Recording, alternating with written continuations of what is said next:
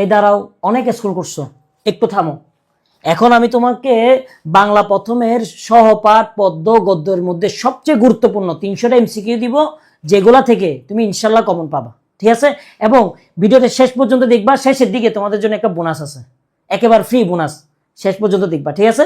আসো আমরা শুরু করি। আজকে যে ভিডিওটা দিব আমরা, হয়তো এইটা 1 ঘন্টার মতো হবে, শুধু 1 ঘন্টা, আমি আবার বল দিচ্ছি 1 ঘন্টার মতো হবে। এই 1 ঘন্টার মধ্যে আমি তোমাকে বাংলার মধ্যে যতগুলো এমসিকিউ আছে এবং সেই এমসিকিউ গুলার মধ্যে সবচেয়ে কমন যেগুলো আছে সবগুলাই কভার করে দিব, ঠিক আছে? তোমার কাজ হলো ভাই একটু খাতা কলম নিয়ে বসো, অথবা একটু রিল্যাক্স হও, 1 ঘন্টা সময় দাও আমাকে প্লিজ, এবং এমসিকিউতে ফুল মার্কটা নিয়ে যাও। এবং শেষের দিকে একটা অফার আছে বললাম না, ফ্রি, দেখবা। হ্যাঁ, আমি ভিডিওর মাঝখানে বলে দিব কি। প্রথমে আমরা অপরিচিতা গল্পের এমসিকিউ গুলো নিয়ে আলোচনা করব। দেখো, আমার মন উতলা করিয়া দিল অপরিচিতা গল্পে কার কথা বলা হয়েছে, একটু খেয়াল করে দেখো তো কার কথা। হরিশ। হ্যাঁ, হরিশে কিন্তু যে কোনো কথা একটু বাড়াই বলতে পারে, অর্থাৎ হরিশের কথা যখন শুনছে অনুপমের মনটা উতলা হয়ে গিয়েছে, ঠিক আছে? বিবাহের কতদিন পূর্বে অনুপম তার শ্বশুরের সাথে সাক্ষাৎ করেন? 3 দিন পূর্বে, 3 দিন আগে দেখা করেন। মামাকে ভাগ্য দেবতার এজেন্ট বলার কারণটা কি বলতো? কূটবুদ্ধি। সে তার ঘরের মধ্যে, তার পরিবারের মধ্যে সব কূটবুদ্ধিগুলো কে করে? তার মামা করে, সেজন্য। তারপর অপরিচিতা গল্পে বিয়ের অনুষ্ঠানে কন্যার গহনা মাপার মধ্য দিয়ে মামার কোন মনোভাব প্রকাশ পেয়েছে? ভাই বলতো। ছোট মন মানসিকতা। ছোট মন মানসিকতা মানে কি? হীনমন্যতা। শ্বশুরের সামনে অনুপমের মাথা হেড করে রাখার কারণটা কি ছিল বলতো? কারণ তার মামা তার হবু স্ত্রীর গলা থেকে গহনাগুলা খুলে পরীক্ষা করতেছিল, সেটা তো একটু হীনমন্যতা, সেটা দেখে তোমার অনুপমের মাথাটা হেড করে রাখছিল। কলিকাতার বাইরে যে পৃথিবীটা আছে সমস্তটাকে মামা আন্দামান দ্বীপের অন্তর্গত বলেন। উক্তির মাধ্যমে মামার চরিত্রে কোন বৈশিষ্ট্য ফুটে উঠেছে বলতো? মানে উনি এখনো কি কুসংস্কার টাইপের, অর্থাৎ কুপমণ্ডকতা। অপরিচিতা গল্পে রেল কর্মচারী কতটি টিকিট বেঞ্চে ঝুলিয়ে দিয়েছিল? 2টি। মানুষের মধ্যে যাহা অন্তরতম অনির্বচিত, লেখকের মধ্যে কণ্ঠস্বর যেন তাহারও চেহারা হইবে। ঠিক আছে, এই শূন্যস্থানের মধ্যে চেহারা বসবে। ফলের মতো গুটি উপমাটি কোন অর্থে ব্যবহার করা হয়েছিল বলতো? অনুপম কিন্তু দেখতে অনেক সুন্দর, হ্যাঁ, কিন্তু গুটির মতো, কিন্তু আসলে ফল না, অর্থাৎ অনুপমের নিষ্ফল জীবনটাকে বোঝানো হয়েছে। 10 নাম্বার, তবে চলুন আপনাদের গাড়ি বলিয়া দিই উক্তিটি দ্বারা কি প্রকাশ পাচ্ছে? প্রত্যাখ্যান। অর্থাৎ আমি আমার মেয়েকে বিয়ে দিব না, যান আপনারা যান গা, আপনাদেরকে গাড়ি ঠিক করে দিই। এই পিডিএফটা কোথায় পাবা? সম্পূর্ণ ক্লাসটা করো, আমি শেষের দিকে বলতেছি কোথায় পাবা পিডিএফটা, একেবারে সম্পূর্ণ ফ্রিতে। দেখো, অপরিচিতা গল্পে বিয়ের বাড়ি যাত্রাকালে নিচের কোন যন্ত্রটি ব্যবহৃত হয়নি? দেখো, ওইখানে ব্যান্ড হয়েছিল, কনসার্ট হয়েছিল, বাসি হয়েছিল, কিন্তু বেহালা হয়নি। বেহালা তো অনেক বড়, এগুলো তো ইয়া করা যায় না। হ্যাঁ, বেহালা হয়নি, একটু খেয়াল করবা বিয়েতে, তাহলে বেহালা ব্যবহার করা হয়নি। অপরিচিতা গল্পটি প্রথম প্রকাশিত হয় কোন পত্রিকায়? সবুজপত্র পত্রিকায়। রবীন্দ্রনাথ ঠাকুরের ছোট গল্পের রচনার স্বর্ণযুগ কোন স্থানটি পরিচিত বলতো? কুষ্টিয়ার শিলাদেহতে যখন ছিল, উনি সবচেয়ে বেশি ছোট গল্পগুলা লিখছিল। এই জীবনটা না দৈর্ঘ্যের হিসেবে বড় না গুণ হিসেবে বড়? এই কথার অর্থটা কি বলতো? আত্মসমালোচনা। অর্থাৎ অনুপমে ভাবতে যে আচ্ছা, আমার জীবনটা না বয়সও বড় হইলো না, আমি কোনো কাজের মতো কোনো কাজ করলাম, মানে জীবনটা কেমন যে নিষ্ফল। তো সে নিজে নিজে ভেবে আত্মসমালোচনা করতেছিল নিজের। 15 নাম্বার, তাহার বিনয়টা অজস্র নয়, কাহার বিনয়? শম্ভুনাথ সেন। হ্যাঁ, অর্থাৎ অপরিচিতার বাবার কিন্তু খুব বেশি বিনয় ছিল না, উনি স্থির টাইপের ছিল, একটু পশ টাইপের। হ্যাঁ, অর্থাৎ এখানে শম্ভুনাথ সেনকে বোঝানো হয়েছে। রবীন্দ্রনাথ ঠাকুরের অপরিচিতা গল্পের মূল বিষয়বস্তুটা কি ছিল? দেখো, নারী শিক্ষা ছিল, যৌতুক প্রথা ছিল, গ্রাম্য সমাজ ছিল, নাকি কুসংস্কার ছিল? নারী শিক্ষা ছিল, ঠিক আছে, কিন্তু এখানে যৌতুক প্রথাটাকে কিন্তু বোঝানো হয়েছে, ঠিক আছে? কোন নগর কোথায় অবস্থিত? কলকাতার নিকটে। ঠাট্টার সম্পর্কটা স্থায়ী করিবার ইচ্ছা আমার নাই, উক্তিটি কার?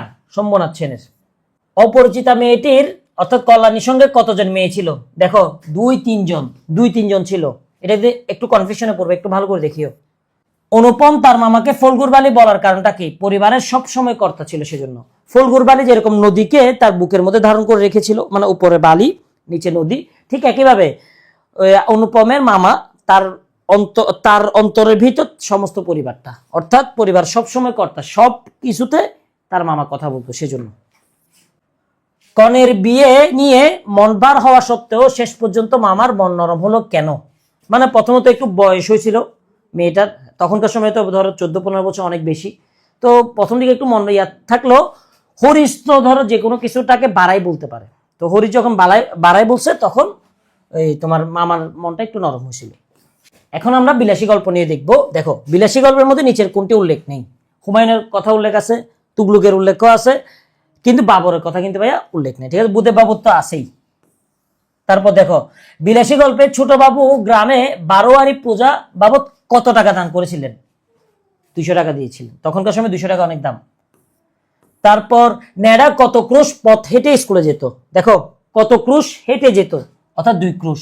আর যদি বলতো কত পথ অতিক্রম করতো স্কুলে যাওয়ার জন্য, তাহলে যাওয়া 2 ক্রুশ, আসা কয় ক্রুশ? 2 ক্রুশ। তাহলে তখন কত হইতো?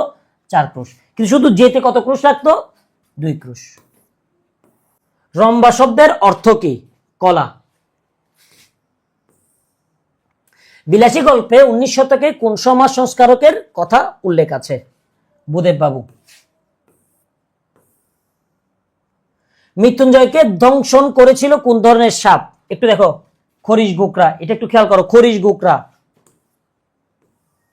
বিলাসী গল্পটি প্রথম প্রকাশিত হয় কোথায়? ভারতীতে। দুচুনি শব্দের অর্থ কি? বাঁশের জুড়ি। মৃত্যুঞ্জয়ের জাত কি ছিল? দেখো কায়স্থ, কায়স্থ। মৃত্যুঞ্জয়ের জাত ছিল কি? কায়স্থ। ঠিক যেন ফুলদানিতে জল দিয়ে ভিজাইয়া রাখা বাসি ফুলের মতো, মন্তব্যটি কার সম্পর্কে বলা হয়েছে? একটু দেখো, বিলাসীর। কেন বলা হয়েছে একটু খেয়াল করো। এই যে তোমার মৃত্যুঞ্জয়ের যে খেদমত করতেছিল, সেবা যত্ন করতেছিল, তখন তার চেহারাটা এমন হয়ে গিয়েছিল, যেমন ধরো তুমি যদি একটা ফুলদানিতে জল দিছো, জল দিয়ে যদি তুমি অনেকগুলো বাসি ফুলকে যদি তুমি করে রাখো, ঠিক যেন ফুলদানিতে জল দিয়ে ভিজায় রাখা বাসি ফুলের মতো। মন্তব্যটি কার সম্পর্কে? বিলাসীর। অর্থাৎ বিলাসী যখন মৃত্যুঞ্জয়ের সেবা যত্ন করতেছিল, তার চেহারা এমন অবস্থা হয়েছিল যেন আমরা যখন ফুলকে, বাসি ফুলকে যখন পানির মধ্যে রাখি, কেমন যেন বিবর্ণ হয়ে যায় না, অসুন্দর হয়ে যায় না, ঠিক একইভাবে বিলাসীর অবস্থাও তেমনটা হয়ে গিয়েছিল, সেজন্য বলছিল। এটা কে বলছিল জানো তো? নেরা। অতিকায় হস্তি লোপ পাইয়াছে কিন্তু তেলাপোকা টিকিয়ে আছে, উক্তিটি কার? দেখো শরৎচন্দ্র চট্টোপাধ্যায়ের।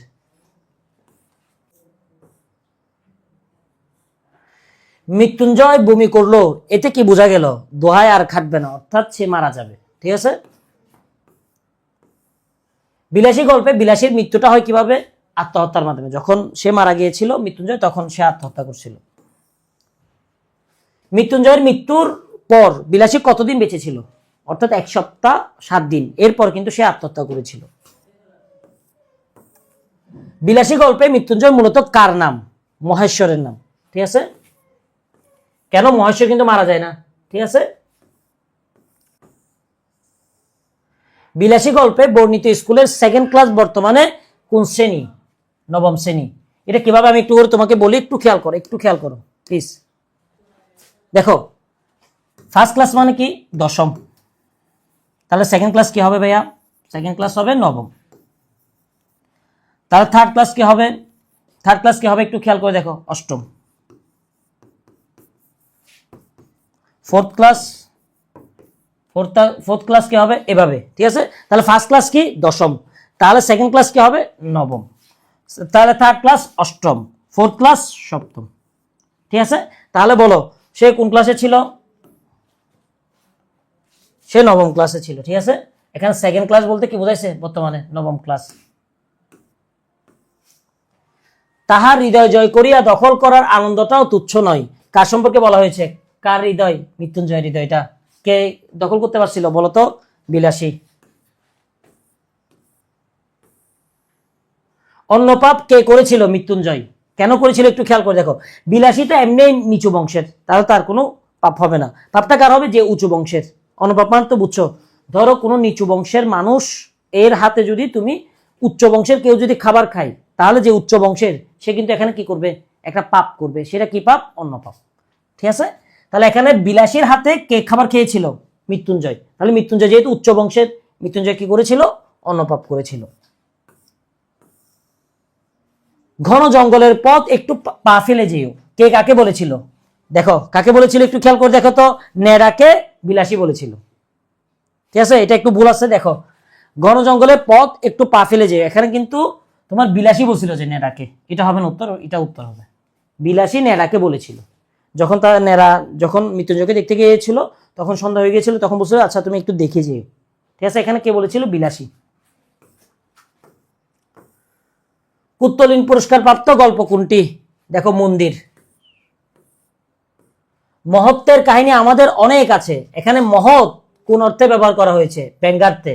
অর্থাৎ তাদের সমাজের মধ্যে অনেক বড় বড় কাহিনী আছে, শুধু একটা মানুষ যে আরেকটা মানুষকে ভালোবেসে একসাথে সুখে সংসার করবে সেটা তারা মেনে নিচ্ছে না। অর্থাৎ তখনকার সময়ে যে মানুষ খুব সংকীর্ণ মনা ছিল সেই জিনিসটা বোঝানোর জন্য ব্যঙ্গার্থ অর্থে এখানে মহত্ব জিনিসটা ব্যবহার করছে। ঠিক আছে। বিলাসী গল্পে কোন রোগের উল্লেখ রয়েছে? ম্যালেরিয়া। মৃত্যুঞ্জয়ের আমবাগানের আয়তন কত ছিল? 20 থেকে 25 বিঘা। মৃত্যুর দিন মৃত্যুঞ্জয় কোথায় সাপ ধরতে গিয়েছিল? গোয়ালের বাড়ি। রসাতলে যাওয়া কথাটি কে বলেছিল? খুড়া। রসাতলে যাওয়া বাগধারাটির অর্থ কি? অর্থাৎ অধঃপতন হয়ে যাওয়া। দোকানের খাবার কিনিয়া খাওয়াতে গ্রামের মধ্যে কার জোড়া ছিল না? মৃত্যুঞ্জয়। অর্থাৎ মৃত্যুঞ্জয় সবাইকে খাওয়াইতো। মৃত্যুঞ্জয় প্রসঙ্গে সুনাম শব্দটি কোন অর্থে ব্যবহৃত হয়েছে? ব্যঙ্গার্থে বা দুর্নাম অর্থে।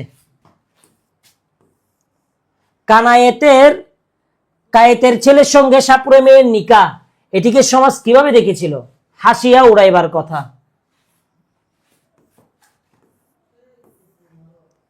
বিলাসী গল্পে বিলাসী কিসের প্রতীক? প্রেম ও নিষ্ঠার। বাবুরা আমাকে একটিবার ছেড়ে দাও, উক্তিটি কার? বিলাসীর। মাসি পিসি গল্পে কানাইয়ের সাথে কতজন পেয়াদা এসেছিল? 3 জন। টোটাল আসছিল 5 জন, কিন্তু পেয়াদা আসছিল কয়জন? 3 জন। সেখানে লাল কাপড় পরা একটা ছিল না, পাগড়ি পরা, সে একজন। ঠিক আছে, তার কানা একজন। টোটাল কয়জন? 5 জন। তাহলে যদি বলো কয়জন আসছিল তাহলে 5 জন, আর কয়জন পেয়াদা আসছিল তাহলে হবে কি? 3 জন। ঠিক আছে। মাসি পিসি গল্পে মোট কতজন লোক কাচারি বাড়ি থেকে এসেছিল? তখন কি হবে ভাইয়া? 5 জন। আহলাদের মুখে কে নিজের মেয়ের মুখের ছাপ দেখতে পেয়েছিল? বুড়ো রহমান। বুড়ো রহমান যখন ইয়াকে খড়গুলো তুলে দিচ্ছিল তখন সে দেখতেছিল, হায় আল্লাহ, এটা তো আমার মেয়ের মতো। বুড়ো রহমানের মেয়ে কোথায় মারা গিয়েছিল? শ্বশুর বাড়িতে নির্যাতনের শিকার হয়ে। তখনকার সময় এগুলো বেশি হতো। মাসি পিসি গল্পে 2 বিধবা চরিত্রের মিল কিসে? তারা দুইজনই কি ছিল? দায়িত্বশীল ছিল এবং মানবিক জীবন যুদ্ধ ছিল। তাদের জীবনটা বাঁচানোর জন্য তাদের যুদ্ধ করতে হয়েছিল এবং দায়িত্বশীলতা। এখানে কার প্রতি দায়িত্বশীলতা একটু দেখো তো? আহলাদের প্রতি। আহলাদের প্রতিও কিন্তু তারা দুইজনই কি ছিল? দায়িত্বশীল ছিল। ডর আসনি?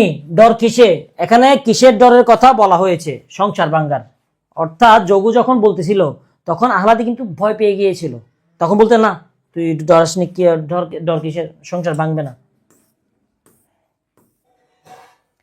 কানাই মাসি পিসিকে কোথায় যেতে বলেছিল? কাচারি বাড়িতে। কানাইয়ের সাথে থাকা লাল পাগড়িওয়ালা লোকটা কে ছিল? এটা কি পেয়াদা ছিল? না, পেয়াদা ছিল না। কনস্টেবল, চৌকিদার, দারোয়ান। কনস্টেবল ছিল। কানাই কখন মাসি পিসির সন্ধান করতে আসে? শুল্কপক্ষের দ্বাদশী রাতে। দেখো একাদশী রাতে তারা কিন্তু কি রেখেছিল? রোজা রেখেছিল, মানে খায় নেই, অর্থাৎ উপবাস করছিল।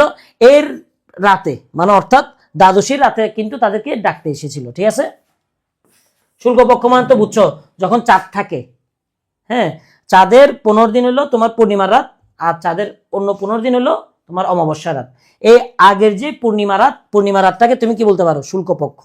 ঠিক আছে। তা অর্থাৎ চাঁদ ওঠার 12 দিন পর, 12 দিনের রাতে তাদেরকে ডেকেছিল। মাসে বেশি কোন দিন উপোস ছিল? শুল্কপক্ষের একাদশীতে কি ছিল? তারা উপোস ছিল।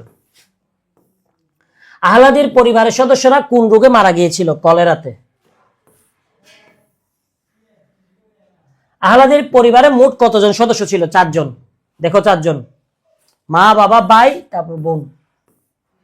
কাঁথা কম্বল চুবিয়ে রাখি জলে, উক্তিটি কার? মাসির।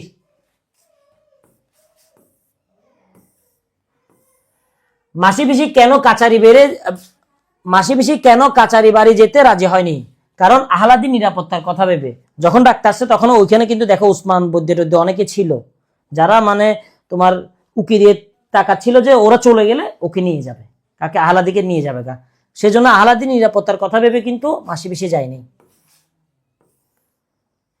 মাসি পিসি গল্পে পাতা শূন্য গাছে কি উড়ে এসেছিল? শকুন। মানিক বন্দ্যোপাধ্যায়ের পিতৃপ্রদত্ত নাম কি ছিল? প্রবোধ কুমার বন্দ্যোপাধ্যায়। এটা কিন্তু অনেক গুরুত্বপূর্ণ। মাসি পিসি কি বিক্রি করে যোগুকে ভালো মন্দ 10টা জিনিস খাওয়াইছিল?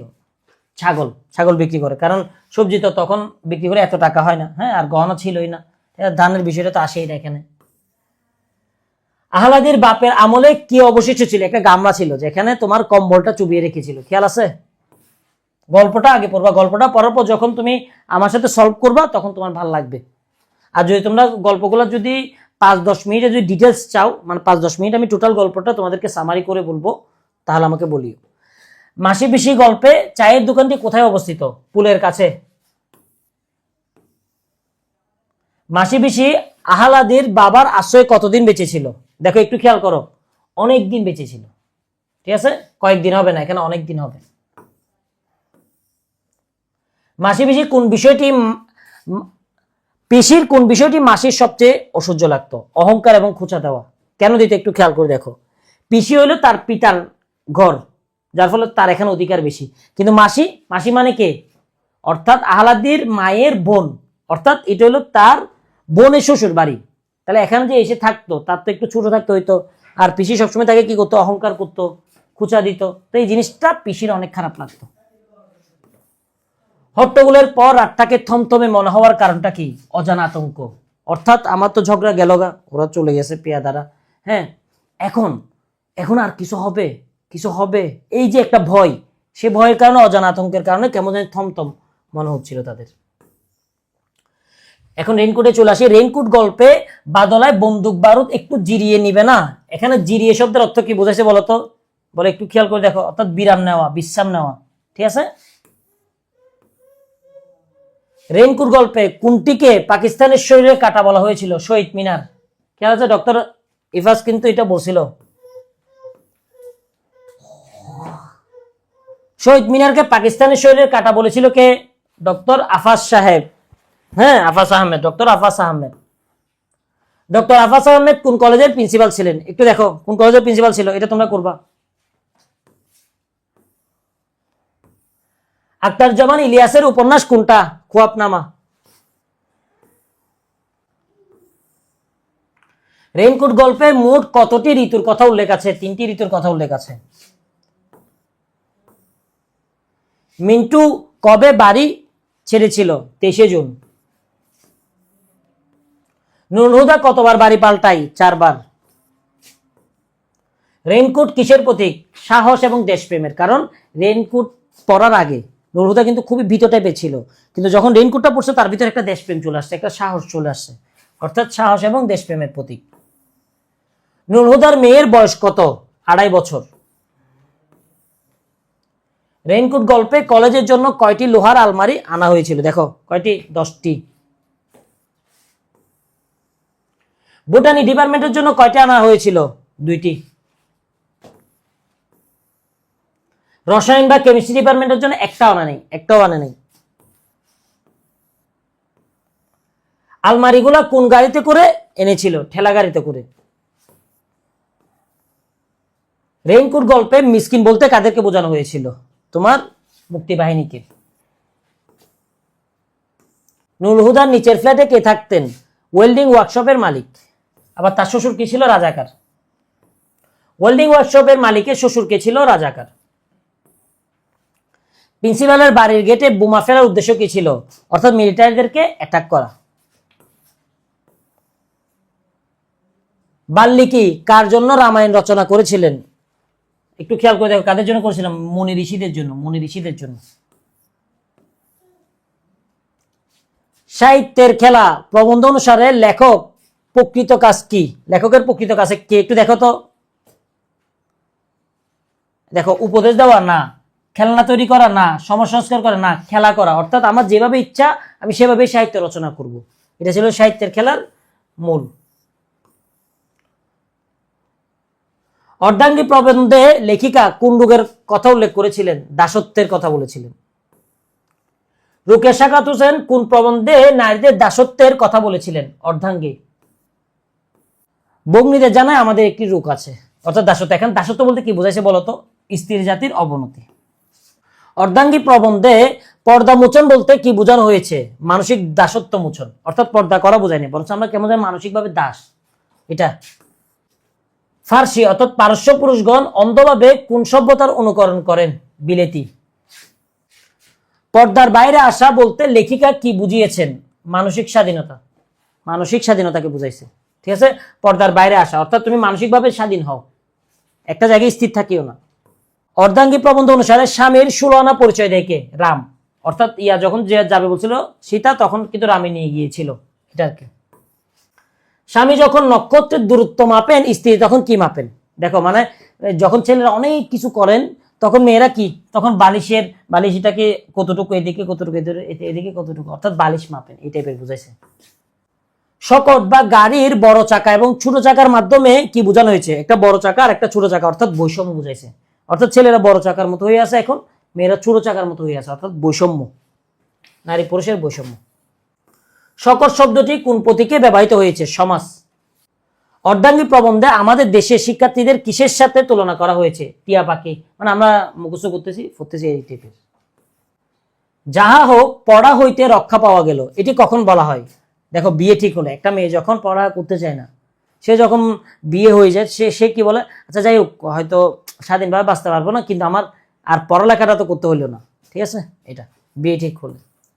সাগরের পানি বাষ্প হয়ে মেঘ হাওয়া এবং পুনরায় সাগরে ফিরে আসা কি নির্দেশ করে?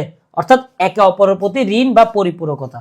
অর্থাৎ একটু খেয়াল করে দেখো, সাগরের পানিগুলো বাষ্প হয়ে মেঘে যায়, আবার মেঘগুলো আবার কোথায় পড়ে? এখানে। তাহলে একজন আরেকজনের উপর নির্ভরশীল। নারী ঠিক একইভাবে পুরুষের উপর নির্ভরশীল, পুরুষ নারীর উপর নির্ভরশীল, অর্থাৎ এখানে পরিপূরকতা দেখাইছে। লেখিকার মতে নারীদের পশ্চাৎপদতার মূল কারণ কি? আর্থিক অসঙ্গতি, অর্থাৎ তাদের টাকা পয়সা নাই, এই জন্যই তারা পিছিয়ে যাচ্ছে, ঠিক আছে।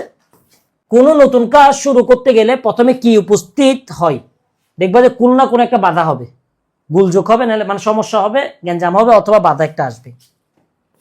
যৌবনের গান প্রবন্ধে তাহারা যদি মহৎ না হন, অন্তত ক্ষুদ্র নয়, কাদের সম্পর্কে বলা হয়েছে? ধ্যানীদেরকে, অর্থাৎ যারা ধ্যান করে তারা অন্তত ক্ষুদ্র না। এটা হলো যৌবনের গানের। শক্তির পিছনে রুধির ধারার শক্ত প্রবাহ মতো কারা কাজ করে? ধ্যানীরা। পারানটা এখানে বলেছে জফলা হবে, অর্থাৎ চিন্তাশীল যে আর কি। যৌবনের গান প্রবন্ধে লেখক নিজের স্বভাবকে কিসের সাথে তুলনা করেছেন? বনের পাখির সাথে। যেমন বনের পাখি যেখানে ইচ্ছে সেখানে যায়, সেও যেখানে ইচ্ছে সেটাই ভাবে। যৌবনের গান প্রবন্ধে পদ্মা ভাগীরথীর মতো খরস্রোতা বলা হয়েছে কাদের বাণীকে? বক্তাদেরকে। অর্থাৎ বক্তারা অনেক সময় মানে এমন করে কথা বলে মানুষ কি হয়ে যায়, উত্তেজিত হয়ে যায়, মানুষ নতুন কিছু করতে চাই, এখানে বক্তাদেরকে বুঝাইছে। খরস্রোতা অনেক ধারালো। আমি বক্তা নহে, আমি কর্মবস্তার দলে, এটা দ্বারা কি বুঝাইছে? অর্থাৎ আমি শুধু কথা বলবো না ভাই, আমি কাজে বিশ্বাসী। লেখক যৌবনের মাতৃরূপ বা সেবা পরায়ণ দিক কোথায় দেখেছেন? দেখো শববহনে, অর্থাৎ মৃতদেহ যখন সৎকার করা হয় ওইখানে উনি কি দেখছেন? সেবা পরায়ণতা দেখছিলেন। জীর্ণ অট্টালিকার মধ্যে কিসের মৃত্যুর সম্ভাবনা রয়েছে? মানবতার। লেখক কি হয়ে তরুণদের মহাদান গ্রহণ করতে চান? সহযাত্রী, অর্থাৎ উনি চাই না যে দলপতি হবে, আমার এত বড় হওয়ার দরকার নেই, উনি মধ্যমণি, সবাই ওনাকে দেখবে এরকম চাচ্ছেন না। উনি গুরু, সবাইকে সম্মান করে করো না। ও চাচ্ছে ভাই তোমরা যারা যুবক আছো, যারা তরুণ আছো, তাদের সাথে আমিও যাব, আসো একসাথে আমরা কি করি, মানে মহাদান করি। এখানে উনি সহযাত্রী হতে চান। বার্ধক্যের বৈশিষ্ট্য কি? বার্ধক্য মানে কি? মানে অনেক অভিজ্ঞ না, এটা বোঝেনি। শারীরিক দুর্বলতা মানে হাঁটতে পারে এরকম, শান্তি চাই এরকম না। যারা মিথ্যাকে আঁকড়ে ধরে রাখে, অর্থাৎ পুরাতন যেটা আগে করে আসতো সেটাই করে আসতেছে, সেটাকে বলা হয়েছে এখানে বার্ধক্য। এখানে বয়স্ক অর্থে বার্ধক্য ব্যবহার করা হয়নি। 127 যৌবনের গান প্রবন্ধে প্রাবন্ধিক মূলত কি ফুটিয়ে তুলেছেন? তারুণ্য এবং বার্ধক্যের পার্থক্য।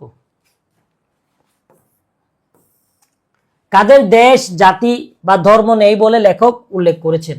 তারুণ্যের, ঠিক আছে। অর্থাৎ তরুণদের কোনো দেশ নেই, ওদের নির্দিষ্ট কোনো জায়গা নেই, তার সব জায়গায় ছড়িয়ে যাবে, এই টাইপের আর কি। বায়স অর্থাৎ কাক বা ফিঙ্গের স্বভাব কোনটি? অন্যদের বিরক্ত করা বা তাড়ানো। কবিদের বাণী কেমন করে চলে? ঝর্ণার ধারার মতো, ঝর্ণার ধারার মতো। মুখস্থ করে ফেলো। যৌবনের গান প্রবন্ধে লেখক কাকে সশ্রদ্ধ নমস্কার করেছেন? বলো তরুণদেরকে। সিরাজগঞ্জের মুসলিম যুব সমাজের উদ্দেশ্যে লেখক কত সালে এই ভাষণ প্রবন্ধ দিয়েছিলেন? বলো এই ভাষণটা কখন দিয়েছিল? 1932 সালে। স্থূলবুদ্ধি এবং জবরদস্তি প্রিয় মানুষের একমাত্র দেবতা কি বলতো? অহংকার। জীবন ও বৃক্ষ প্রবন্ধের নিশান শব্দটি কোন অর্থে ব্যবহৃত হয়েছিল? পরিচয়। অর্থাৎ যারা তোমার স্থূলবুদ্ধির, তারা সবসময় নিজের অহংকারটা সবাইকে বলে বেড়ায়, পরিচয় দিয়ে বেড়ায়। হ্যাঁ, আমি এই জাতের, আমি এরকম, আমি ওই রকম। অর্থাৎ এখানে পতাকা অর্থে ব্যবহার করা হয় নাই, যদিও নিশান মানে কি পতাকা, কিন্তু এখানে পরিচয় অর্থে ব্যবহার করা হয়েছে। বৃক্ষের সাধনায় কেমন রূপ দেখতে পাওয়া যায়? দৃঢ় স্থির ভাব। বৃক্ষটা যখন বড় হবে দেখবে যে কেমন ধীর স্থির, ও নড়াচড়া করে না, কিন্তু ওর আম হচ্ছে, ওর জাম হচ্ছে, ওর ফলগুলো আমরা খাচ্ছি। হ্যাঁ, সমাজে ও অক্সিজেন দিচ্ছে, হ্যাঁ সরি পরিবেশে দেখা যাচ্ছে ও অক্সিজেন দিচ্ছে, কিন্তু তার কোনো আওয়াজ নাই, কোনো শব্দ নাই। হ্যাঁ, এটা বোঝাচ্ছে, অর্থাৎ ধীর স্থির ভাব। জীবন ও বৃক্ষ প্রবন্ধে কোন দৃশ্যটি আমরা প্রতিদিন দেখি না? বলো কোনটা দেখি না আমরা? সেটা হলো নদী সাগরে পতিত হওয়া। দেখো আমরা সবকিছু দেখি, কিন্তু নদীটা যে সাগরের মধ্যে পতিত হয় কয়জন দেখছো? যাদের বাড়ি হয়তো নদীর পাশে তারা দেখো, কিন্তু বেশিরভাগ মানুষ তো সেটা দেখে না। এই জিনিসটা বোঝাইল। কার বহু কবিতায় বৃক্ষের পরিচয় বা সজীবতার কথা পাওয়া যায়? রবীন্দ্রনাথ ঠাকুর। রবীন্দ্রনাথ ঠাকুর অনেক জায়গায় বৃক্ষের কথা বলছে, ঠিক আছে, এটা বলবো। প্রকৃতির যে ধর্ম মানুষেরও সেই ধর্ম, এর মাধ্যমে কি বুঝাইছে? অর্থাৎ আরেকজনের উপকার করা। প্রকৃতি দেখবে সবসময় উপকার করে। আমাদের ধর্ম উচিত কি? যে আমরা আরেকজনের উপকার করবো, অর্থাৎ পরোপকারিতা বা কল্যাণ। 139 নম্বর, ষষ্ঠার সবচেয়ে উপভোগ্য রূপটা কি? আত্মার ফলরূপ। অর্থাৎ তোমার আত্মারা যখন অনেক অসাধারণ হয়ে যাবে, ষষ্ঠার কাছে এই জিনিসটাই ভালো লাগবে। তুমি যখন মানুষের উপকার করো, মানুষের বিপদে এগিয়ে আসো, যখন খুব বেশি অহংকার করো না, হ্যাঁ স্থির থাকো, ধীর স্থিরভাবে নিজেকে গড়ে তোলো, তখন এই জিনিসটা ষষ্ঠার কাছে উপভোগ্য মনে হয়। হ্যাঁ, ষষ্ঠার কাছে এটা ভালো লাগে। চর্মচক্ষুকে বড় না করে আমাদের কোনটিকে বড় করা উচিত? একটু দেখো, আমাদের কল্পনাটাকে বড় করা উচিত। আমাদের কল্পনা অনেক বিশাল হইতে হবে। তারপর অনুভূতি, আমি যে ভাববো, হ্যাঁ ফিল করবো, এই জিনিসটা অনেক বড় হইতে হবে। উপলব্ধি অনেক বড় হইতে হবে। এখানে অপশন দুটোটাই। 141, আত্মার পরিপুষ্টির জন্য কি প্রয়োজন? বিচিত্র অভিজ্ঞতা এবং গভীর অনুভূতি। তোমার বিভিন্ন অভিজ্ঞতা লাগবে, এবং তোমার এই যে তুমি যে অনুভূতিটা, হ্যাঁ এটা কিভাবে আসবে? তুমি যখন অভিজ্ঞতা লাভ করবে, হ্যাঁ বিভিন্ন জায়গায় গিয়ে। গন্তব্য কাবুল, এটা লেখক কে? সৈয়দ মুজতবা আলী। এখানে ভুল আছে, এটা সৈয়দ মুজতবা আলী হবে। পঞ্চতন্ত্র গ্রন্থটি কার? সৈয়দ মুজতবা আলী। বাংলা শব্দের অন্তদেশে অনুষ্কার যুক্ত করলে তা কোন ভাষার মতো হয়? দেখো অনুষ্কার, হ্যাঁ অনুষ্কার যদি ব্যবহার করো তাহলে সেটা কিসের মতো হবে? সংস্কৃতের মতো। শব্দের পাগদেশে অর্থাৎ শুরুতে যদি তুমি জোর দিয়ে কথা বলো, সেটা কোন ধরনের হবে? ইংরেজির মতো। গন্তব্য কাবুল অনুসারে কামানদারি অর্থাৎ কামান নিয়ে রাজত্ব করতো কারা? ইংরেজরা। কামান নিয়ে করতো ইংরেজ, আর বন্দুক নিয়ে কারা করতো? দেখো। আর কাদের হাতে বন্দুক থাকতো? পাঠানদের। বুঝছো, কামান থাকতো ইংরেজদের, আর তোমার বন্দুক থাকতো পাঠানদের। গাড়িটি রাত কয়টায় পেশোয়ারে পৌঁছানোর কথা ছিল? রাত 9টায়। 60, আবার অনেক জায়গায় শর্টও লিখছে, পড়লে কতটুকু জায়গা দখল হয় বলে উল্লেখ করা হয়েছে? 1 ফুট। মুখস্থ করে ফেলে 1 ফুট। উঠোন সমুদ্র পের হলে অর্ধেক মুশকিল আসান, এটি কোন ভাষায় প্রচলিত? বাংলা ভাষায়। লেখকের দেখা বিখ্যাত সুদর্শন তরবারিটি দেখতে কেমন ছিল? জাতির মতো। জাতির মতো, এখানে হবে। পেশোয়ার যাওয়ার পথে রাস্তা দুটো কার অধিকারে ছিল? সরকারের। দুই পাশের রাস্তাটাই সরকারের ছিল। গন্তব্য কাবুল অনুসারে কোন নদীতে ডুব দিলে জান কলিজা সব ঠান্ডা হয়ে যেত? কাবুল নদীতে। ঠিক আছে, কাবুল নদীতে যদি গোসল করলে কেমন জানি ভাল লাগতো আর কি। হ্যাঁ, সবকিছু এবারে ঠান্ডা, শান্তি চলে আসতো। কাবুল যাওয়ার পথে গাড়ির চাকা কতবার ফেটেছিল? 4বার। 4বার ফেটেছিল। 4বার ফেটেছিল। গাড়ি মেরামত বা চাকা ঠিক করার সময় তদারকি করেছিলেন কে? সর্দারজি। ঠিক আছে, কিন্তু এটা ঠিক করছিল কে? হেজিম্যান। তাহলে একটু খেয়াল করো, গাড়ি মেরামত করছিল কে? হেজিমেন। আর যদি বলো যে তদারকি কে করছিল, তাহলে সর্দারজি। সরাইখানায় ঢুকে দুর্গন্ধের দাক্ষায় লেখক কতদূর পিছিয়ে গিয়েছিল? 3 গজ। পেশোয়ার থেকে জালালাবাদ কত মাইলের পথ? 100 মাইল। সর্দারজিকে শিলুয়ার বানাতে কত গজ কাপড় লাগে? এই প্রশ্নটি লেখক কেন করেছিল? কথার মোড় ঘুরিয়ে দেওয়ার জন্য। অর্থাৎ উনি যখন বোকা বানাচ্ছিল কে সর্দারজি, তখন এই কথাটা ঘুরাই দেওয়ার জন্য উনি আরেকটা প্রসঙ্গে চলে গেছিল। ঠিক আছে, কথার মোড় ঘুরিয়ে দেওয়ার জন্য। হিন্দুস্তানে বিরিয়ানি বা পোলাও এর জৌলস বাড়াতে নিচের কোনটি ব্যবহৃত হয়? সবগুলো। অর্থাৎ তুমি যদি বিরিয়ানি বা পোলাওর মধ্যে যদি তুমি কি জৌলস মানে এগুলো যদি স্বাদ আরো বাড়াতে চাও, তাহলে কি কিশমিশ দিবা, পুস্তা দিবা, আলু বুকরা দিবা, হ্যাঁ, এগুলো সবগুলাই দিবা। কপিল দাস মুর্মুর বানানটা একটু ভুল আছে। শেষ কাজ গল্পে শীতের আগমনে নদীতে কি ধরনের স্রোত হয়? ধীর স্রোত, আস্তে আস্তে একটা স্রোত দেয়। ঠিক আছে। কোন বস্তুটি বাটির দিকে মাথা রেখে এপাশ ওপাশ ফিরে? সবুজ গুল্ম। অর্থাৎ ধরো একটা নদী, নদীর মধ্যে তুমি এই পাশ এই পাশ কোনটা করে? অর্থাৎ সবুজ সবুজ অনেকগুলো ইয়া থাকে না, এগুলো দেখবা যে নদীর পানি যখন এদিকে যায় তখন এদিকে যায়, নদীর পানি যখন এদিকে আসে তখন এদিকে। ঠিক আছে, অর্থাৎ মাথা রেখে এপাশ ওপাশ ফেরে, সবুজ গুল্ম। আজকাল শীতের শান্তভাব কোথায় সব সময় বিরাজ থাকে? টাঙ্গনের স্রোতে, টাঙ্গনের স্রোতে। পিঙ্গলের আকাশ গ্রন্থটি কার লিখা? শওকত ওসমানের লিখা। রোদের দিকে পিঠ মেলে কে ঝিমাচ্ছিল? কপিল দাস। কপিল দাস মুর্মুর শেষ কাজ অর্থাৎ গল্পে ট্রাক্টর চালু রেখেছিল কে? বিনোদ মিস্ত্রি। বিনোদ মিস্ত্রি ট্রাক্টর চালাচ্ছিল, এটা মাথায় রাখবা। ছাগল ঢুকে সবজির তছনছ করে সোনামুখী কার সাথে ঝগড়া করছিল? সোনামুখী সিলভির সাথে ঝগড়া করেছিল। কপিল দাসের মতে সবশেষে সবকিছু কিসের সাথে মিলে যায়? একটার সাথে আরেকটা, অর্থাৎ সমাজ রাষ্ট্র প্রতিটা জিনিস একটার উপর আরেকটা নির্ভরশীল। ভাই আর কয়েকটা বাকি আছে, লাস্ট পর্যন্ত দেখো, শেষে আমি তোমাদের জন্য একটা সুখবর দিচ্ছি। হ্যাঁ, একটু দেখো। কপিল দাসের কুকুরটিকে কোন প্রাণী খেয়ে ফেলেছিল? বাঘ। অর্থাৎ কপিল দাসের একটা কুকুর ছিল, সেটা কে খেয়ে ফেলছিল? তোমার বাঘ। ঠিক আছে, দেখো আমি তাড়াতাড়ি কেন যাচ্ছি, যাতে তুমি আগে গল্পটা পড়বা, পড়ার পর আমার সাথে এমসিকিউটা মিলাও। হ্যাঁ, একবার করে মিলাও। আর এই স্লাইডটা কোথায় পাবা? সম্পূর্ণ পিডিএফটা সম্পূর্ণ ফ্রিতে। হ্যাঁ, কোথায় পাবা বলতেছি, দাঁড়াও। তোর কিছু ফর্ম থাকে না কেন? এখানে ফর্ম কোন শব্দের অর্থ? অর্থাৎ মনে থাকা। তোর কোনো কিছু মনে থাকে না কেন, অর্থাৎ ফর্ম থাকে না কেন। প্রাচীনকালে মানুষদের মোড়ল হিসেবে কে পরিচিত ছিল? শিবনাথ।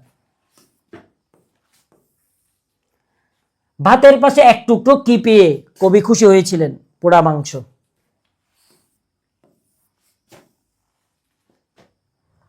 কপিল দাসকে দাদা বলে ডাকে কে? সুখদাস, মানে তার ছেলের আর কি, মহেন্দ্র ছেলে সুখদাস। লাল সালুটাতে চলে আসি। লাল সালু উপন্যাসের শুরুতে শিকারের একাগ্রতা কার চোখে দেখা যায়? তাহেরের। ঠিক আছে, দেখবা ওই তাহের এবং কাদের দুইজন মাছ ধরে না, এখানে কাদের নৌকা চলায় আর তাহের তাকায় থাকে, অর্থাৎ শিকারের মতো তাকায় থাকে। কেন? ওই যাতে মাছগুলা পালায় না যায়, দেখবা অনেক আস্তে চালাবে তারা। এই তো কি মিয়া, তোমার দিলে ময়লা আছে? এখানে ময়লা শব্দে কোন অর্থে ব্যবহৃত? সন্দেহ। অর্থাৎ তোমার এখানে কি কোনো সন্দেহ আছে, এটা বলো। ক্ষুধার জিনিস ক্ষুধা তুইলা লইয়া গেছে, উক্তিটি কার? হাসুনির মা। খেলোয়াড় চলে গেছে, খেলবে কার সাথে? এখানে খেলোয়াড় বলতে কাকে বুঝাইছে? তাহেরের বাপকে। হ্যাঁ। মজিদ কার ভয়ে শঙ্কিত হয়েছিল? আওয়ালপুরের পীর। আওয়ালপুরের পীর যখন চলে আসছে, মজিদের ব্যবসা তো বন্ধ হয়ে যাবে, সেজন্য মজিদ এটা নিয়ে শঙ্কিত ছিল। মজিদ যখন আওয়ালপুরে পৌঁছায় তখন সূর্য কোন দিকে হেলে পড়েছিল? পশ্চিম দিকে। পশ্চিম দিকে হেলে পড়েছিল, তখন নামাজ শেষ, তারা পড়ে না। এটা নিয়ে অনেক মানে যুক্তি ছিল মজিদে। লালসালু উপন্যাস পরগাছা মুরব্বী হিসেবে কাকে অভিহিত করা হয়? দলামিয়াকে। দলামিয়া তার বোনের শ্বশুর বাড়িতে থাকতো, সেজন্য। আক্কাস মতব্বরনগরে কি প্রতিষ্ঠা করতে চেয়েছিল? স্কুল। কে চেয়েছিল? আক্কাস। কার বিলাপ শুনে জামিলার দুচোখ বেদনায় অর্থহীনতায় হারিয়ে যায়? কার বিলাপ শুনে?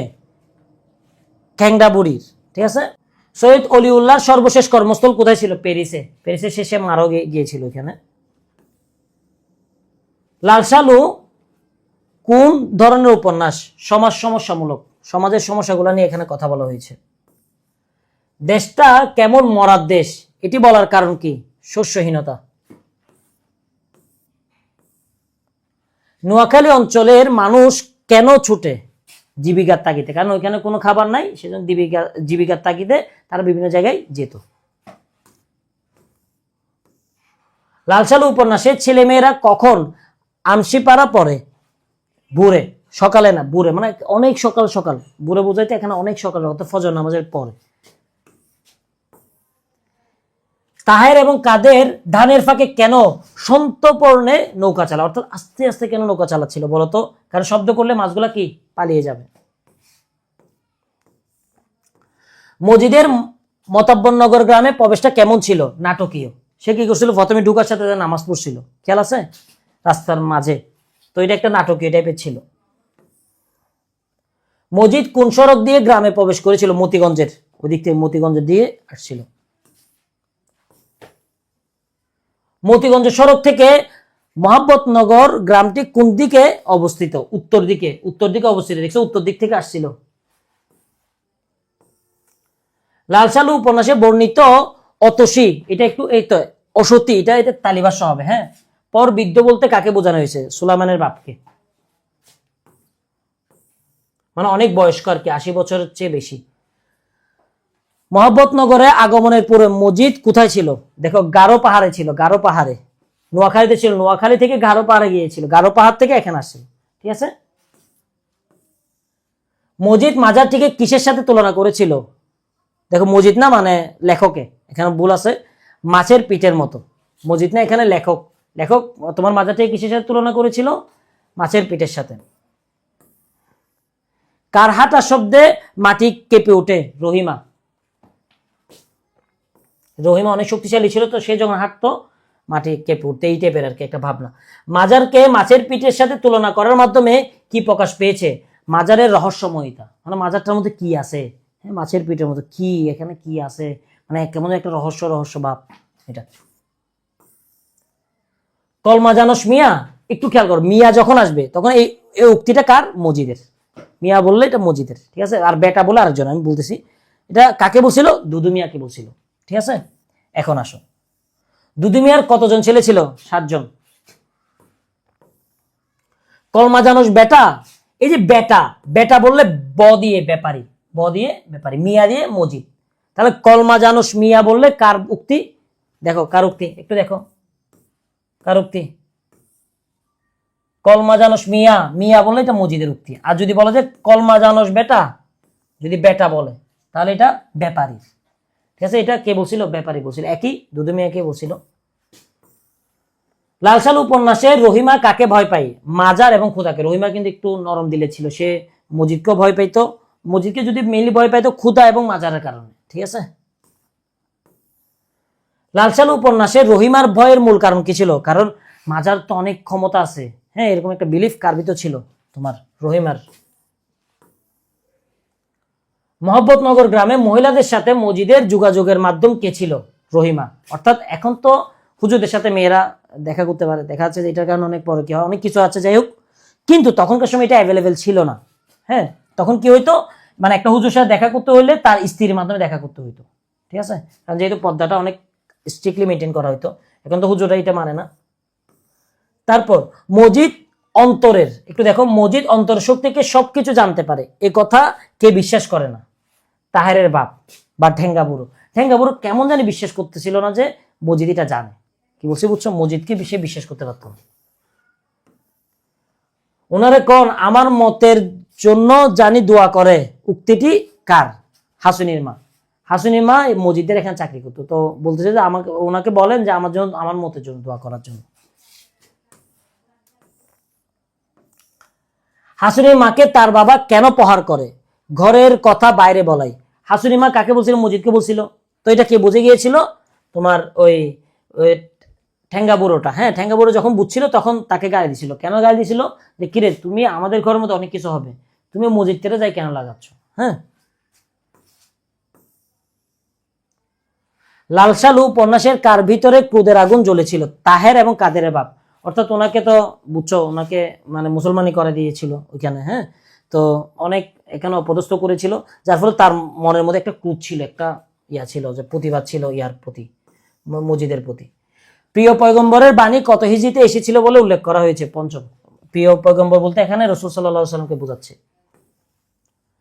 ঠেঙ্গা বুড়ো কার কথায় বিভ্রান্ত হন? মসজিদের কথায়, মানে মসজিদের কথা ও বিশ্বাসই করতে চায় না, ঠিক আছে, ও বিভ্রান্ত হয়ে যায়। তুমি কি হলফ করে বলতে পারবা তোমার দিলে ময়লা নাই? এখানে কি এটা কে বলছে বলতো? মসজিদে, মসজিদে ওই ইয়াকে বলতেছিল। ধলামিয়াকে আওয়ালপুরের পীরের কাছে কে পাঠিয়েছিল? খালিক ব্যাপারী। খালিক ব্যাপারী দেখো এখানে মসজিদকেও সাহায্য করতেছিল, আবার ওইদিকে ওই পীরের কাছেও কি পানি আনতে যাচ্ছিল। মসজিদের প্রথম স্ত্রীর নাম কি ছিল বলতো? রহিমা। মজিদ আমেনা বিবির পরীক্ষার জন্য, অর্থাৎ তার সন্তানটা যে হচ্ছে না, এটা কার দোষ? হ্যাঁ, এটা পাকের বিষয় আছে, মানে যদি তখনকার সময়ের এগুলো বিলিফ ছিল, এগুলো বাস্তবে না। হ্যাঁ, মজিদ আমেনা বিবির মানে যে প্রেগনেন্সি হচ্ছে না, এটার পরীক্ষার জন্য কি শর্ত দিছিল? যে সারাদিন রোজা রাখবে শুক্রবারে, ঠিক আছে, রোজা রেখে কারোর সাথে আবার কথা বলবে না, তারপর মাজারটা চক্কর দিবে। তোমার দাড়ি কই মিয়া, মসজিদ এই উক্তিটি কাকে উদ্দেশ্য করে বলছিল? আক্কাসকে, ঠিক আছে, যে ওই তোমার স্কুল করতে চাইছিল তাকে। তানি বুঝি দুলাভাইয়ের বাপ। জমিলা প্রথম কাকে দেখে এটা বলছিল? অর্থাৎ মসজিদের সেকেন্ড ওয়াইফ, তাকে যখন বিয়ে করতে গেছিল সে তখন তোমার বেড়া তখনকার সময় ওগুলো দিয়ে দেখছিল। দেখার পর তার কি মনে ছিল জানো? তার মনে ছিল যে এটা হলো কি তোমার দুলাভাইয়ের বাপ। হ্যাঁ, মানে যে দুলা তার বাপ। হ্যাঁ, মসজিদকে দেখে এটা মনে হয়েছিল জামিলার। জামিলা যখন প্রথম মসজিদের বাড়িতে আসে তখন সে কার কোলে ঘুমাচ্ছিল? রহিমার। রহিমার কোলে, মানে তার প্রথম ওয়াইফের, মানে প্রথম ওয়াইফের কোলের মধ্যে তার সেকেন্ড ওয়াইফ ঘুমাচ্ছিল, মানে এত ছোট ছিল। লালসালু উপন্যাসে সে যে খাঁচায় ধরা পড়েছে, এখানে কাকে বোঝানো হয়েছে? জামিলাকে। জামিলা একটু চঞ্চল প্রকৃতির ছিল, সে কাউরে মানত না, মানে একটু উড়নচণ্ডী টাইপের। তো তাকে যখন ইয়া করা হয়েছিল তখন বলছিল যে কি, এই ধরো একটা হুজুরের কাছে যখন বিয়ে দেওয়া হয়েছিল তখন তো একটা স্ট্রিক্ট একটা রুল রেগুলেশন মানতে হচ্ছে, আবার ও তো একটু ফ্রড টাইপের মজিদ। তো ও বললো যে এই তো এখন বাকিটা কি খাঁচায় ধরা পড়েছে। মজিদের চরিত্রের মধ্যে নিচের কোনটি অনুপস্থিত? দেখো ও কিন্তু কৌশলী ছিল, ধৈর্য ছিল, কঠোরতা ছিল, কিন্তু তার ভিতর দয়া মায়াটা ছিল না। ক্ষুধার উপর তুয়াক্কাল রাখা উক্তিটি কার? মজিদ।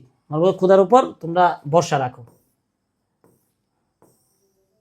বিশ্বাসীর পাথরে যেন খুদাই করা সে চোখ, কাদের কথা বলা হয়েছে? দেখো মহব্বতনগরের গ্রামবাসী, অর্থাৎ মহব্বতনগরের গ্রামবাসীর এত সেরকম করে বিশ্বাস করতো যে কোনো কিছু অলৌকিক বিষয়গুলাকে, এটা বোঝাচ্ছে, ঠিক আছে, যেন খোদাই করা। ধান দিয়ে কি হইব মানুষের জান যদি না থাকে, উক্তিটি কার? রহিমা। হ্যাঁ, রহিমার উক্তিটা ছিল, এটা বিরক্তি হই আর কি। বতর দিন শব্দ প্রবন্ধটির নিচে কিসের সাথে সম্পর্কিত? চাষাবাদ। তখন এই চাষাবাদ হইতো, মাহফিল হইতো, বিভিন্ন পীরেরা আসতো। মজিদ কদিন ধরে চিন্তায় গোলপাক খাচ্ছিল কেন? কারণ আওয়ালপুরের মধ্যে পীর আসছিল, একটা পীর। হ্যাঁ, তো ওই পীরের কাছে সবাই চলে যাচ্ছিল, তাহলে তো ওরা তো আর কেউ গুনবে না। হ্যাঁ, তার ব্যবসা তো বন্ধ হয়ে যাবে, সেজন্য অস্তিত্ব সংকটে। পাথর এবার নড়ে, এখানে পাথর হিসেবে কাকে অভিহিত করা হয়েছে? মজিদ। মানে মজিদ তো ছিল পাথরের মতো শক্ত, কিন্তু এখন যখন আওয়ালপুরে পীর আসছে তখন তো সে নড়াচড়া শুরু করছে, সেজন্য। লালসালু উপন্যাসে হাসপাতালের অবস্থান কোথায় ছিল? করিমগঞ্জে। এটা মাথায় রাখো, করিমগঞ্জে স্কুলও ছিল, তোমার হাসপাতালও ছিল। মজিদের বর্ণনা মতে সন্তানাদি না হওয়ার কারণ কি ছিল? পেটের মধ্যে বেরি থাকা, 7 বেরি 6 বেরি। হ্যাঁ, মানে পেটের মধ্যে সমস্যা থাকলে মেয়েদের সেজন্য নাকি হয় না, যদি এটা সায়েন্সে স্বীকার করে না, মানে তখনকার সময়ের কি। হ্যাঁ, এখন আমরা সিরাজুল্লাহতে চলে আসি, একটু দেখো। মীর জাফরের প্রকৃত নাম কি? মীর জাফর আলী। সিরাজের সেনাবাহিনী কোন রাস্তা দিয়ে কলকাতায় প্রবেশ করেছিল? দমদমের সরু রাস্তা দিয়ে। দমদমের সরু রাস্তা দিয়ে। হ্যাঁ,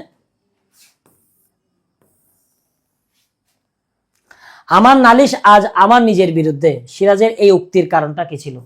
প্রজাদের নিরাপত্তা নিশ্চিত করতে না পারা। অর্থাৎ তখনকার সময় ইংরেজরা প্রজাদেরকে কি করতেছিল? নির্যাতন করতেছিল। একটাকে অনেক চরম লেভেল নির্যাতন করছে, তার ওয়াইফকে ধর্ষণ করছে। যখন সে বিচার দিছিল সিরাজউদ্দৌলাকে, তখন সে বলতেছিল যে আজকে এই যে তুমি নালিশটা দিছো, নালিশটা আসলে আমার নিজেরই বিরুদ্ধে, আমি তোমাকে সেভ করতে পারিনি। প্রাণনাশের আশঙ্কায় আমাদেরকে আতঙ্কিত করে তোলেনি, উক্তিটি কার? রাজবল্লভের। অর্থাৎ তখন যখন সিরাজউদ্দৌলা তাদেরকে বলছিল দেখেন আপনারা থাকতে এগুলো যদি হয়, তো তরবারি নিয়েছিল, তো নিছিল, নেওয়ার পর এরা তো আবার আলাদা করে মিটিং বসে।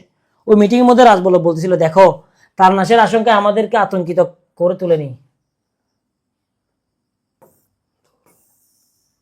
এক বাক্যে আপনাকে নিষ্কৃতি দিলাম। সিরাজউদ্দৌলা নাটকে উক্তিটি কার? জগৎ শেঠ। খাজাঞ্চি শব্দের অর্থ কি? কোষাধ্যক্ষ। খাজাঞ্চি মানে তখনকার সময় খাজনা যারা আদায় করতো আর কি, মানে কোষাধ্যক্ষ। সেনাপতি না, গুপ্তচর না, বিচারক না। সিরাজউদ্দৌলা নাটকে মীর জাফরের গুপ্তচরের নাম কি ছিল? উমর বেগ। দেখো মীর জাফরের গুপ্তচরের নাম ছিল যে উমর বেগ, আর রাইসুল জুলাহা যে ছিল সে ছিল যে সিরাজউদ্দৌলার গুপ্তচর। নবাব সিরাজউদ্দৌলার গুপ্তচরের নাম কি ছিল? এই তো রাইসুল জুলাহা, সরি জোহালা। ইনি কি নবাব না ফকির? মীর জাফরের এই উক্তিটি কোন বৈশিষ্ট্য প্রকাশ পেয়েছে? চাটকারিতা। অর্থাৎ নবাব সিরাজউদ্দৌলাকে তো হারাই ফেলছে, হারাই ফেলার পর তো এখন মীর জাফরকে সিংহাসনে বসাবে। যখন বসাবে ও বুঝতেছে না, বললো যে না ও আসলে ইংরেজের ইয়াটা তখন বসবো। তো এখানে চাটকারিতা না, এই চাটকারিতা প্রকাশ পাইছে।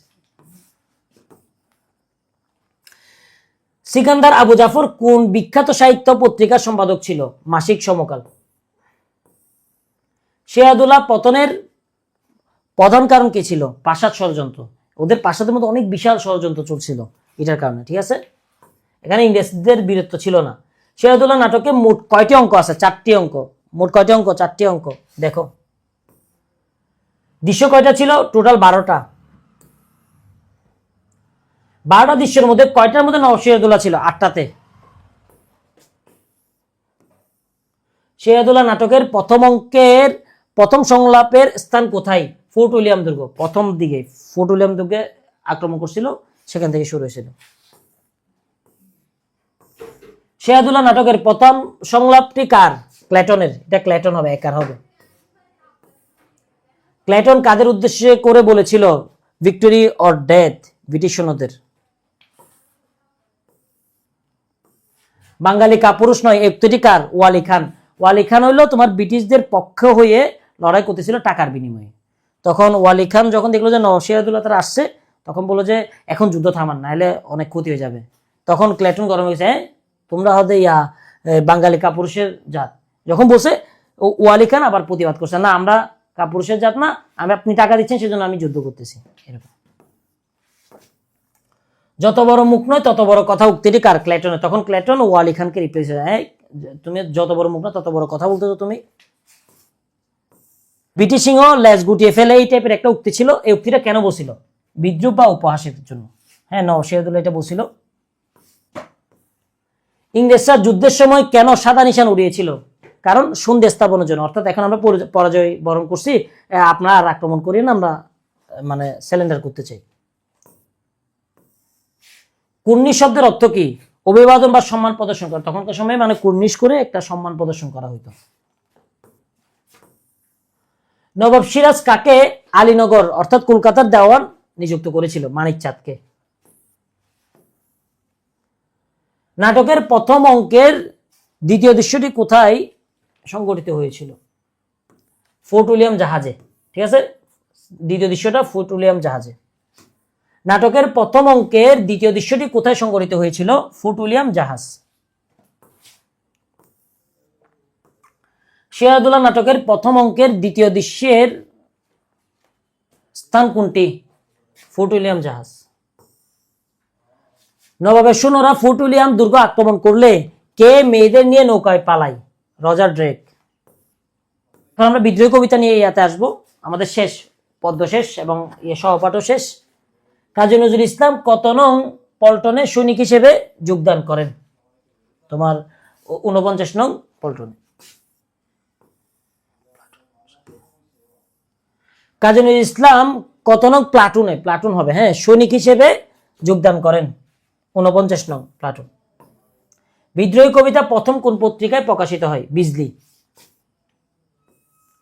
অকাল বৈশাখীর সাথে বিদ্রোহী কবিতার কার তুলনা করা হয়েছে? এলোচুল। অকাল বৈশাখীর মধ্যে তোমার গাছগুলো দেখবে এমন করে নড়াচড়া করে, হ্যাঁ, বিশেষ করে সুপারি গাছগুলো যেমন মনে হয় যে চুল কি এলো চুলগুলো যেন নড়াচড়া করতেছে। ঠিক আছে। ইন্দ্রাণী সুতো শব্দের অর্থ কি? অর্থাৎ সুতো মানে হলো পুত্র, অর্থাৎ ইন্দ্রের পুত্র। ইন্দ্রাণী সুতো বা জয়ন্তর হাতে কি ছিল? চাঁদ ছিল, হাতে ছিল চাঁদ। ঠিক আছে। ভালে, ভালে মানে কপালে, ভালে কপালে, কপালে কি ছিল? কপালে ছিল সূর্য। ধরো, হ্যাঁ, জয়ন্তের কপালে কি ছিল? সূর্য। বিদ্রোহী কবিতায় চির উন্নতশীল দ্বারা কি বোঝানো হয়েছে? অর্থাৎ প্রতিবাদ করবই করব। ঠিক আছে, চির উন্নতশীল, আমি কাউকে মানবো না। মোমো এক হাতে বাঁকা বাঁশের বাঁশরি, আরেক হাতে রণতুর্য, এটা দ্বারা কি বোঝাচ্ছে? দেখো, রণতুর্য বলতে কি বোঝায়? দেখো, তুর্য, রণ মানে যুদ্ধ, তুর্য মানে হলো অস্ত্র, অর্থাৎ যুদ্ধের সরঞ্জাম আর কি। ঠিক আছে। 262 নাম্বার, রণতুর্য এবং বাঁশরি কিসের প্রতীক? দেখো, রণতুর্য মানে যুদ্ধ করবে, বাঁশরি মানে আমার বাঁশি, অর্থাৎ প্রেম। তার প্রেম এবং যুদ্ধ দুটোটাই, প্রেম এবং দ্রোহ, দ্রোহ মানে যুদ্ধ। ধরো, বিদ্রোহ কবিতায় ঐতিহাসিক চরিত্র কোনটা? Genghis Khan. এখানে অন্যগুলো কিন্তু দেখো, পরশুরাম, শিব, ইন্দ্র, এগুলো কিন্তু ঐতিহাসিক না, হ্যাঁ, এগুলো ধর্মীয় কাহিনীর। কিন্তু এখানে কিন্তু ইতিহাসের মধ্যে কে আছে? Genghis Khan. কবি নিজেকে ছাড়া আর কাকে কি করে না? মানে উনি কাকে কুর্নিশ করে বলো?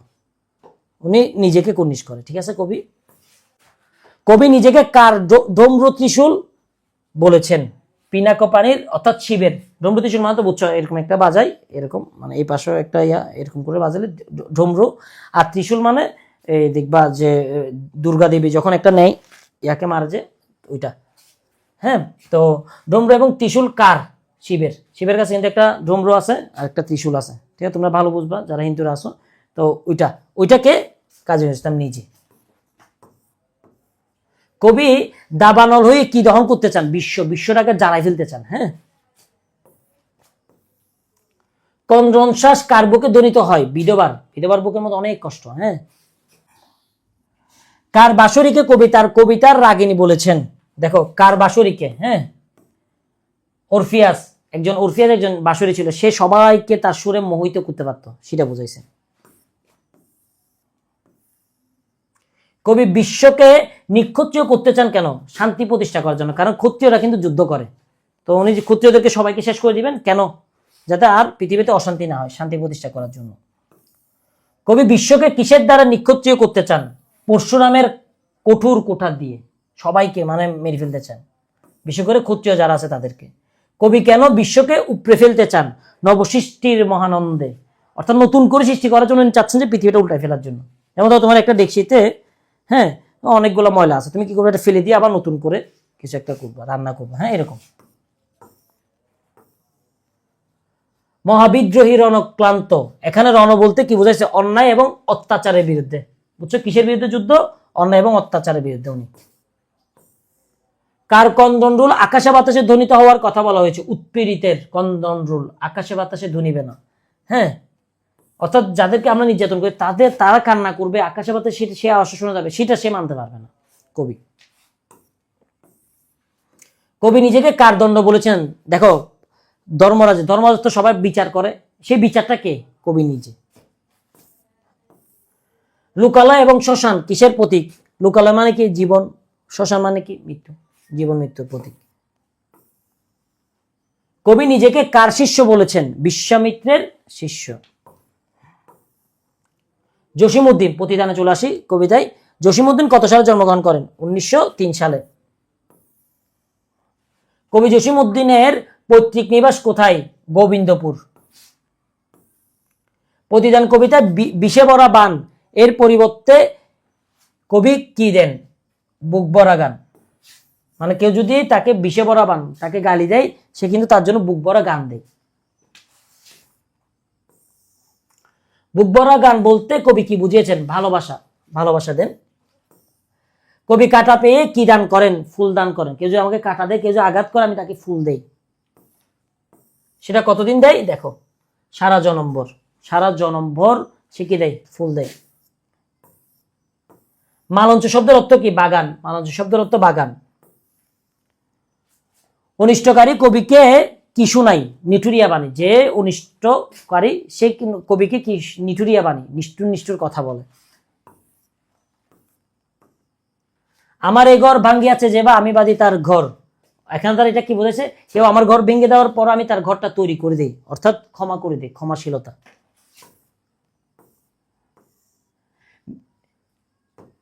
দেখো বিরাগী বিভাগী অনেক জায়গায় অনেক রকম শব্দ আছে, এটা দ্বারা কি বোঝায়? উদাসীন, অর্থাৎ সে উদাসীন হয়ে যায়, তার কোথাও মন বসে না। পথের বিরাগী, পথের মধ্যে হাঁটে আর কি, অমনোযোগী হয়ে। প্রতিদান কবিতায় কেমন রজনী জাগার কথা বলেছে? দিগল রজনী, সে অনেক দীর্ঘ রাত জেগে থাকে। তাহারই মনে পড়তে আসি। সাজের মায়া কাব্যগ্রন্থটি কার বলতো? সুফিয়া কামালের। বাতাবি লেবুর ফুল ফুটিয়াছে কি? উক্তিটি কার? কবির। মানে বলছে আচ্ছা বাতাবি লেবু ফুটছে, আচ্ছা মানে কবির খেয়াল নাই। কবির যে তার হাজবেন্ড মারা গেছে, সে এতটাই মন ভোলা হয়ে গেছে, তার হাজবেন্ডের প্রতি এতটাই শোকাহত হয়ে গেছে যে যে ধরো একটা বাতাবি লেবু ফুটছে হ্যাঁ বসন্তকালে, সেটা তার খবরই নেই, সেটা সে প্রশ্ন করতেছিল। তাহার এই পরে মনে কবিতায় তরি কিসের প্রতীক? বসন্তের, অর্থাৎ বসন্ত আসছে। হ্যাঁ তরি কি পারে আসছে, মানে বসন্ত কি আসছে পৃথিবীতে, এরকম। কবি বসন্তের প্রতি বিমুখ কেন? বসন্ত যে এত সুন্দর একটা ঋতু এখানে আসছে, কিন্তু তার খেয়ালই নাই। কেন বলতো? কারণ প্রিয়জন হারানোর বেদনা, তার হাজবেন্ড মারা গিয়েছিল শীতকালে, এরপরে তো বসন্ত, সেজন্য তার এটা খেয়াল নাই। বসন্ত বন্দনা কবির কণ্ঠে শোনার মিনতি কে করেছেন? কবি ভক্ত।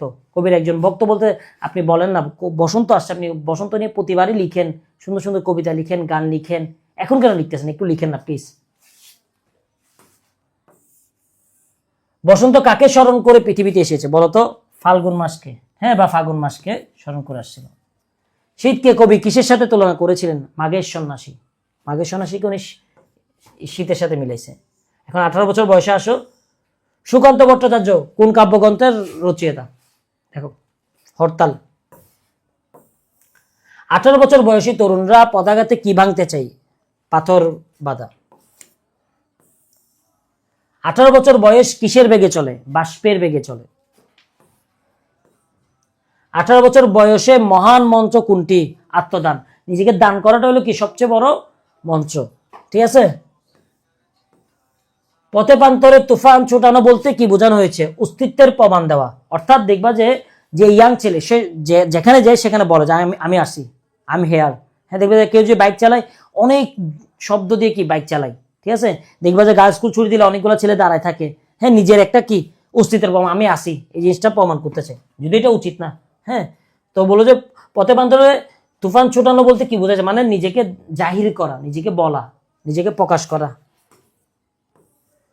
18 বছর বয়সের একটি ইতিবাচক দিক কি বলো? আত্মার শপথ, অর্থাৎ তারা শপথ করতে জানে, তারা তেজ আছে, তারা বলে যে না আমি সফল হবই। তো তুমিও সফল হও, তুমিও একটা তেজ দেখাও, তুমি একটা আত্মার শপথ করো না আমি এই পরীক্ষার মধ্যে ইনশাআল্লাহ ভালো করব। কিভাবে ভালো করবা? এই যে আমি বাংলা এমসিকিউটা দিয়ে দিছি, সামনে আমি আইসিটি এমসিকিউ দিয়ে দিব, সবগুলো আবার ফ্রি পিডিএফও দিয়ে দিব, পরিণতি এবং সব সাবজেক্টের আমি পিডিএফ গুলা দিয়ে দিব এমসিকিউর, যেগুলো থেকে ইনশাআল্লাহ আসবে। তুমি কি করবা? তুমি লাস্ট পর্যন্ত ভিডিওটা দেখবা, লাস্ট পর্যন্ত ভিডিওটা দেখার পর ভিডিওটা শেয়ার করবা, ঠিক আছে। তোমার প্রোফাইলে শেয়ার করার পর আমাকে যদি তুমি 40 বলো, 40 একটা সংখ্যা, তাহলে আমি পিডিএফটা দিয়ে দিব। অর্থাৎ ভিডিওটা শেয়ার করার পর 40 সংখ্যাটা বললে আমি তোমাকে কি দিয়ে দিব? পিডিএফটা দিয়ে দিব, ঠিক আছে। তো তোমরা কি করবা? তোমাদের যাদেরই লাগবে তারা ভিডিওটা শেয়ার করে হ্যাঁ 40 সংখ্যাটা বলবা, 40, তখন আমি দিয়ে দিব। এখানে আমি 300টা করাই দিছি, আরো 200টা আছে, ঠিক আছে ভাইয়া, এই তো আরো 200টা আছে, তোমরা করে নিবা, ঠিক আছে। এগুলো সবগুলো আমি পিডিএফ বানিয়ে ফেলছি। তোমরা যদি বল লেখাটা আমি আরো ছোট করে দিব, যাতে কয়েক পেজের মধ্যে চলে আসে, ঠিক আছে। তো সবাই ভালো থাকবা, সুস্থ থাকবা। আর এরপরে কোন বিষয় সম্পর্কে চাও সেটা অবশ্যই জানাবা আমাকে, ঠিক আছে। আর ওই 40 সংখ্যাটা বলবা, যারা হয়তো শেষ পর্যন্ত দেখে নাই তারা হয়তো দেখবা শেয়ার করছে, তারা হয়তো সংখ্যাটা বলতে পারবে না, তখন পিডিএফটা পাবে না। তোমরা কি করবা? ভিডিওটা শেয়ার করবা, শেয়ার করার পর 40 সংখ্যাটা বললে এবং স্ক্রিনশটটা দিলে আমি তোমাদেরকে পিডিএফটা দিয়ে দিব। আর কোন বিষয় সম্পর্কে দরকার আমাকে জানাবা। আর তোমরা যদি বিস্তারিত ক্লাস চাও তাহলেও আমাকে বলবা। শুধু তোমাদের টাইমটা সেভ করার জন্য আমি খুব তাড়াহুড়া করে দেখবা যে শেষ করে ফেলছি, ঠিক আছে। ওকে, তোমরা পিডিএফটা কালেক্ট করে পড়া শুরু করে দাও। আসসালামু আলাইকুম।